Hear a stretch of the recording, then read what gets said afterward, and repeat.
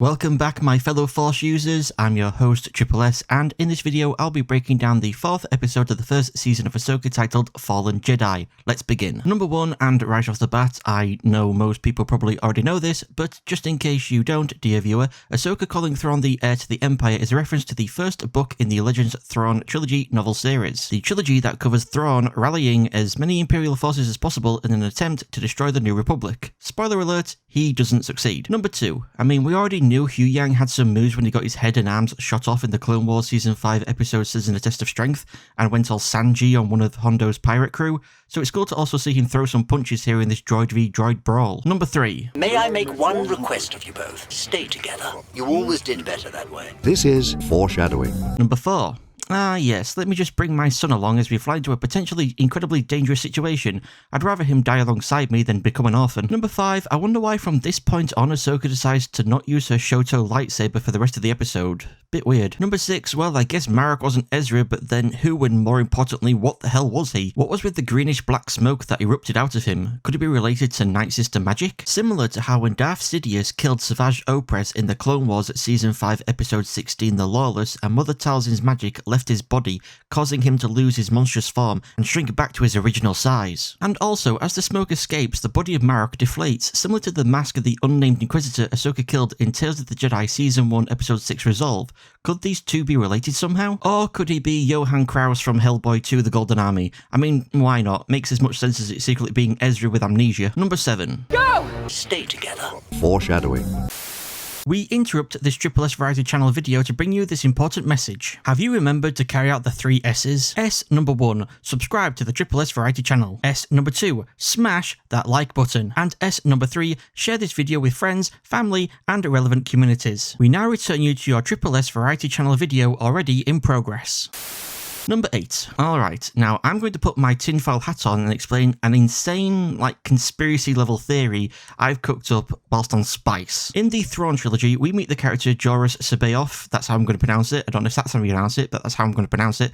Or rather, we meet his clone Joruus C'baoth, with 2 U's in Joruus, who was created by Palpatine. He wasn't a Sith, but rather a Dark Jedi, also known as a Fallen Jedi, which is the title of this episode. My insane theory is that Baylan Skoll is himself a clone. He is the Fallen Jedi that the title of the episode refers to, as he is a Dark Jedi, and one of the Old Norse meanings behind his surname Skoll is mockery, which adds to my belief that he is a clone. But who is he a clone of? Who is he a mockery of? He could be a clone of a canon version of Joruus, who in Legends came up with the Outbound Flight Project, an expedition to find potential life outside of the known galaxy. Sidious wanted this expedition destroyed and sent Kim and Doriana to accomplish this. Whilst his task force waited to ambush Outbound Flight, Thrawn arrived, decimated most of the task force, and captured Doriana. Doriana convinced Thrawn that the Jedi weren't that great by introducing him to Sidious, and Thrawn agreed to destroy Outbound Flight for the Sith Lord. Pulling Outbound Flight out of slip space, Thrawn ordered them to return to Republic space, and when they didn't, he attacked. This ended up turning Joruus to the dark side, and he decided to force choke Thrawn whilst they were talking to each other through a visual transmission. Joruus failed to kill Thrawn, however, as Outbound Flight was destroyed before he could finish choking Thrawn to death. So that is one possibility, but I have another, and this is probably where I'm going to lose some people here. I believe he might actually be some form of clone of Anakin Skywalker. Now, why the heck do I think that? Well, Baylan seems to have some sort of connection or obsession with Ahsoka. At the end of episode 2, he says it would be a shame to kill Ahsoka as there are so few Jedi left, to which Morgan asks if he's feeling sentimental, and he answers it's just the truth. What if he says it would be a shame to kill Ahsoka because he has Anakin's memories of her, and it isn't the Jedi Morgan asks him if he's feeling sentimental about, but instead Ahsoka? This would also imply Morgan knows Baylan is a clone of Anakin. And at the start of this episode, Baylan advises Morgan that they should get going ASAP, to which she asks if she can hear fear in his voice, and he answers that it's just experience. Could it be the experience of knowing Ahsoka? Knowing that she is perfectly capable of stopping them because he has the memories of Anakin training her and their missions together where he saw her accomplish almost impossible tasks. And upon meeting Ahsoka, Baylan tells her Anakin spoke highly of her, to which she counters that Anakin never mentioned Baylan. If Baylan is a clone of Anakin, that would explain why Anakin never mentioned him to Ahsoka and how how Baylan knows Anakin spoke highly of her. He has Anakin's memories of speaking highly about Ahsoka to others. Finally, Baylan asking if what Anakin became is the reason Ahsoka abandoned him doesn't really make sense unless he's either referring to Ahsoka refusing to rejoin the Jedi Order after she had been expelled under the belief she had bombed the Jedi Temple and committed several murders, or when she disappeared during her duel with him in Rebels Season 4 Episode 13, A World Between Worlds, when Ezra saved her by pulling her into the World Between Worlds, leaving Vader to fall and then limp out the Sith Temple on Malachor. And for what it's worth, that episode even included a brief moment of Ahsoka walking away. Also, a small point, Baylan in episode 1 saying to Morgan that if Ahsoka has the star map, then she's lucky, reminds me of Ahsoka's last conversation she has with Anakin in the Clone Wars Season 7 Episode 9, All Friends Not Forgotten, before he turns into Darth Vader, where he says with any luck the war will be over soon. She says Obi-Wan doesn't believe in luck, and Anakin answers then he's glad he taught her otherwise. If this somehow ends up being the case, which I highly doubt, that would be incredibly insane, that he is in fact some way a clone of Anakin, that would just be nuts. I wonder how this will affect Ahsoka when she learns of it. However, the biggest kill shot to this theory, despite how obviously wacky it is in and of itself, is that by 9 ABY, only Gideon had been able to potentially create clones that possessed the Force. And yes, though Sidious and the Sith Eternal were also creating clones and made Snoke, who was naturally connected to the Force, 3 years later in 12 ABY, I highly doubt that Baylan came from Exegol, since if Sidious deemed Snoke's body as unworthy for his spirit to inhabit, what reason would he have had to also not possess Baylan's body? The dude is perfect. A failed kill shot I've heard against my very out there theory is that Hu Yang recognises the lightsaber as being Baylan Skoll's, so that confirms Baylan isn't a clone.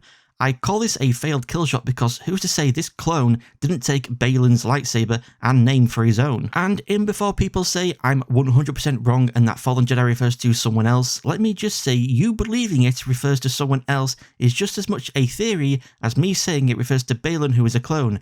A more believable theory granted, but still just a theory nonetheless. Just as I cannot prove my theory is correct, neither can you prove yours is correct. There is no official statement about who Fallen Jedi refers to and why, so no one can claim their interpretation is the correct one, and you can't claim mine is the incorrect one. Number 9, I guess despite saying to Sabine earlier that if they can't travel to the distant galaxy, then no one should be able to, Ahsoka must have changed her mind since she tried to snatch and escape with the star map rather than immediately destroy it.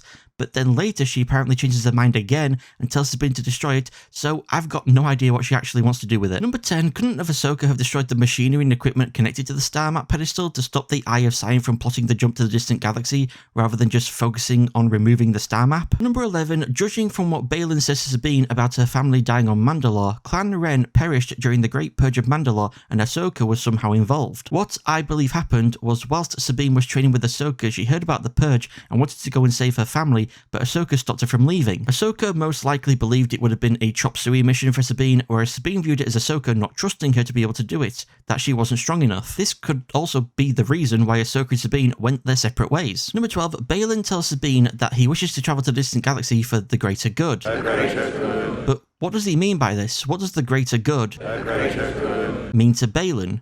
The return of the Empire? The rule of Thrawn? Is the greater good related to what he said back in episode 2 when he tells Shin that the return of Thrawn will mean a new beginning for others, but for them will mean power that they never dreamt of before? Number 13. I've got a bad feeling. Finish the quote, Jason. Finish it! Number 14. So somehow, don't ask me how, Ahsoka has ended up inside the World Between Worlds, which was first properly seen in Rebels Season 4 Episode 13, and somehow, don't ask me how, Anakin freaking Skywalker appears out of nowhere. He is most likely some form of Force Ghost, it's just he doesn't have that blue Force Ghost effect all over him, which could be due to him appearing inside the World Between Worlds. Number 15. Anakin saying he didn't expect to see Ahsoka so soon implies he has either been waiting for her in the World Between Worlds, or that he thought he would see her again when she died and becomes one with the Force just like he did. Number 16. So they didn't de-age Hayden Christensen when he appeared in the Obi-Wan TV show, but they decided to de-age him here despite Anakin's appearance here being from when he was a Jedi Knight,